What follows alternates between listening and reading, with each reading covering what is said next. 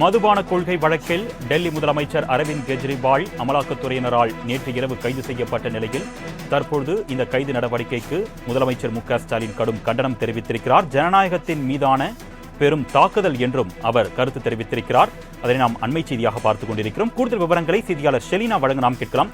வணக்கம் ஷெலினா, இந்த அறிவிப்பு தொடர்பான கூடுதல் விவரங்கள் சொல்லுங்கள்.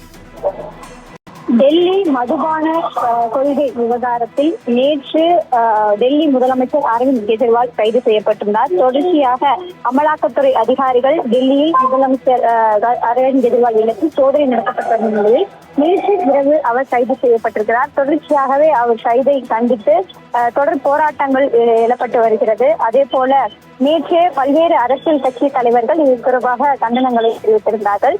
முதலமைச்சர் மு.க.ஸ்டாலின் நேற்று அவரது சமூக வலைதள பக்கத்தில் தேர்தல் வரக்கூடிய நேரத்தில் இது போன்ற கைது நடவடிக்கை என்பது தொடர்ச்சியாக பாஜக அரசு செய்து வருவதாகவும், அதே போல எதிர்கட்சிகளை மிரட்டும் தோணியில் பாஜக அரசு இந்த மாதிரியான நடவடிக்கை மேற்கொள்ளப்பட்டு வருவதாக நேற்று முதலமைச்சர் மு.க.ஸ்டாலின் தெரிவிக்கப்பட்டிருந்தார்.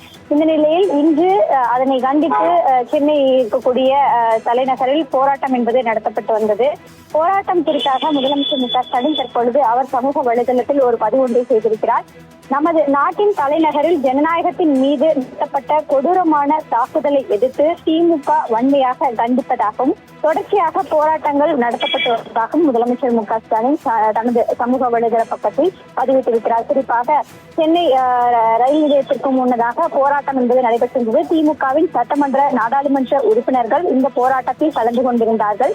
இந்த போராட்டத்தின் அடிப்படையில் தற்பொழுது முதலமைச்சர் மு.க.ஸ்டாலின் தனது சமூக வலைதள பக்கத்தில் நாட்டின் தலைநகரில் ஜனநாயகத்தின் மீதாக நடத்தப்பட்டிருக்கக்கூடிய கொடூரமான தாக்குதலை திமுக வன்மையாக கண்டிக்கிறது என்று முதலமைச்சர் தனது சமூக வலைதளத்தில் பதிவிட்டிருக்கிறார்.